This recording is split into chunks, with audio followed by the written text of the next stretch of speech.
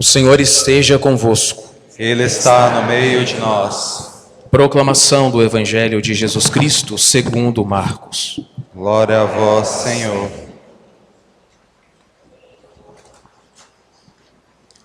Na cidade de Cafarnaum, num dia de sábado, Jesus entrou na sinagoga e começou a ensinar. Todos ficavam admirados com seu ensinamento, pois ensinava como quem tem autoridade, não como os mestres da lei. Estava então na sinagoga um homem possuído por um espírito mau. Ele gritou: "Que queres de nós, Jesus Nazareno? Vieste para nos destruir? Eu sei quem tu és o Santo de Deus." Jesus o intimou: "Cala-te e sai dele."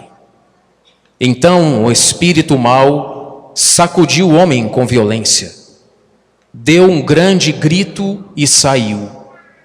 E todos ficaram muito espantados e perguntavam uns aos outros: "O que é isto?" O ensinamento novo dado com autoridade. Ele manda até nos espíritos maus e eles obedecem. E a fama de Jesus logo se espalhou por toda parte, em toda a região da Galileia.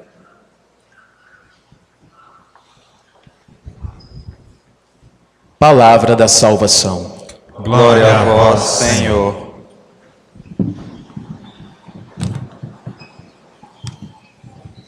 Responda uma coisa aqui para o padre: de que espírito do mal você hoje precisa ser liberto por Cristo? De quais demônios nós precisamos ser hoje libertados? Quais são os vícios que nós temos, os pecados que nós temos, que hoje a gente precisa ser livre e libertos? O que a sua consciência lhe aponta, lhe mostra? Hoje essa pergunta é um pouco tanto que provocativa. Por quê? Eu vou separar essa homilia de hoje então em duas partes. Uma um pouco mais teológica, para que vocês possam entender de onde veio o diabo. E a outra então eu trago para a nossa realidade. Bom, o primeiro ato da Trindade de criar foram os seres espirituais. Então, antes da Trindade criar as coisas físicas, o homem, a lua, as estrelas, ele cria os anjos, que são puro espíritos. Então, a inteligência do anjo é muito maior do que a nossa. Por exemplo, para eu saber que esse paninho aqui é de algodão, eu tenho que saber que aqui é algodão, a cor verde clara, né? O anjo não. O anjo, quando bate o olho nisso aqui, já sabe inteiramente do que é feito, que cheiro tem. Então, a inteligência angélica é muito superior à inteligência humana. Então, Deus cria os anjos. E no momento da criação dos anjos, Ele quis colocá-los à prova.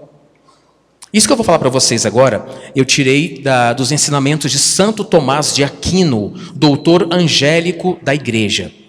O que São Tomás vai dizer? Que Deus, quando criou os anjos, no momento da criação, eles tiveram a opção de, 2 pontos, servir ou não servir o Criador. Então diz a tradição que levantou-se um cujo nome também a tradição deu de Lúcifer, anjo de luz, portador da luz. Em Eclesiástico vai dizer que ele era o anjo mais belo da criação do Altíssimo. Quando então Deus colocou-os à prova, Lúcifer se levanta e dá um grito: non serviam, não servirei. E nesta opção que ele fez, foi para sempre. Ele não podia voltar atrás, porque ele conhecia Deus muito mais do que eu e você. Ele viu a Deus muito mais do que eu e você. Então a opção que ele tomou foi para sempre. Aí me perguntaram assim, mas padre, de onde veio essa rebeldia de não querer servir a Deus que é tão bom? A própria liberdade que Deus nos dá nos define as escolhas que nós fizemos. Então, quando ele deu o grito, non serviam, diz a tradição que São Miguel Arcanjo se levanta, né? O anjo de Cristo, o anjo guerreiro, e diz assim para ele, quem como Deus? Ninguém como Deus, Lúcifer. Então, houve uma batalha no céu. Lembra Apocalipse 12? Miguel e seus anjos guerrearam contra a serpente infernal. Só que não foi uma batalha de espadas e escudos. Foi uma batalha intelectual entre os anjos para defender o trono de Deus. E nesse momento em que Lúcifer decreta, não vou te servir, sei que tu és bom, tu és amor, tu és misericórdia e compaixão, mas não vou te servir. Nesse momento, ele é decretado então ao abismo do inferno. Aí é que cria-se então o inferno, que é o afastamento total e eterno de Deus. Lembra uma vez que Nosso Senhor disse para os apóstolos assim, eu vi Satanás cair como um relâmpago do céu. Foi esse dia que ele foi precipitado ao inferno. Só que mesmo no inferno, ele continua a tentar o homem.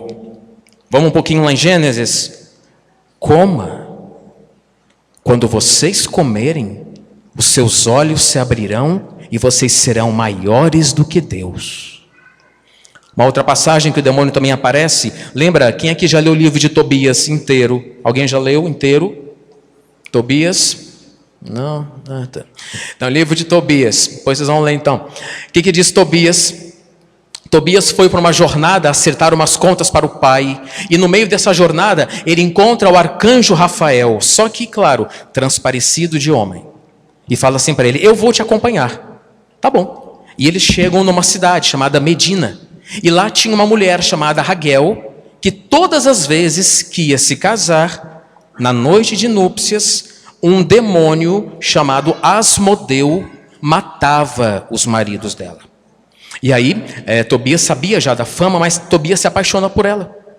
E quando chega então para casar, como Rafael estava com ele, na noite de núpcias, Rafael acorrenta o demônio Asmodeu e não mata Tobias, para vocês terem uma ideia. Então, no Antigo Testamento, os donos do mundo eram os demônios. Agora, com o advento de Cristo, as coisas mudam de figura, principalmente na Sexta-feira Santa. Quando ele morre, ele salva a humanidade e pisa na cabeça da serpente. Então, as forças do mal, depois da cruz e antes da cruz, com a presença de Cristo ali em Israel, elas são brecadas, elas são freadas. As forças diabólicas são meio que enfraquecidas pela presença do Filho do Homem. O que aconteceu hoje na sinagoga? Olha que interessante. Ele estava na sinagoga ensinando. Quando Cristo fala, ou quando Deus fala, acontecem duas coisas. A primeira, a palavra de Deus, ela denuncia. E segundo, a palavra de Deus, ela converte. Então, quando Cristo começou a soltar a palavra do Pai, o demônio se agita, porque não aguenta. Agora, olha que interessante. Vai dizer que o demônio estava dentro da sinagoga, dentro da igreja. Às vezes os outros acham que nós somos santos, que não sei o quê. Não. Se nós estamos aqui, é porque Deus chamou a gente, porque Deus ama.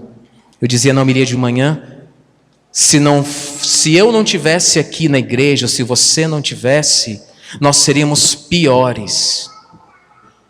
Nós seríamos piores, mas nós estamos na igreja é porque queremos a salvação da alma. Mesmo errando, caindo, levanta, tropeça, confessa, volta novamente. O demônio, meus irmãos, tenta quem está na igreja, quem está na caminhada. Então não se espante, padre, depois que eu conheci a Cristo, minha vida virou um inferno, é só tentação. Aí eu falo, seja bem-vinda, minha filha, está no caminho certo então. Porque se o demônio está te tentando, é porque você está querendo o céu. Então seja bem-vindo ao cristianismo. Ninguém nunca enganou ninguém aqui. Ninguém foi enganar ninguém. O demônio apronta mesmo com aqueles que querem salvar a alma. Vai fazer de tudo para fazer com que a gente perca a alma. Tá, voltando na sinagoga. O demônio então agita o homem e o Senhor fala: cala-te, saia. Quando o espírito do mal sugerir na tua consciência, ou através dos teus olhares, dos teus ouvidos, da sua boca, quando ele lhe sugerir o pecado, não dialogue com ele. Fala somente assim para ele: cala-te e vai embora. Sabe por quê? Porque se você ousar em discutir com Satanás, ele vai te envolver e vai te persuadir a fazer aquele pecado, dizendo que não é pecado. Vocês entendem a armação diabólica? Não deem ouvidos às tentações que vêm para você, vêm para o padre. Quando vier aquela tentação, cala-te e vai embora. E o demônio se cala, porque você é cristão, você tem o Espírito Santo dentro de você. Tentações, dizia um padre lá no seminário, que até na hora da morte nós vamos ser tentados. Agora temos a opção de escolha, de ceder ou não ceder. Se vocês pegarem a história do grande apóstolo Paulo, vocês sabem com o que foi que ele mais lutou durante a vida dele? Vocês têm ideia? Ele passou a vida toda lutando, sabe contra o quê? Não foi contra a perseguição, não foi contra a nudez, não foi contra a fome, não foi contra as picadas de cobra que ele levou, não foi contra as chibatadas que ele levou. São Paulo passou a vida toda dele lutando para nunca mais ser Saulo.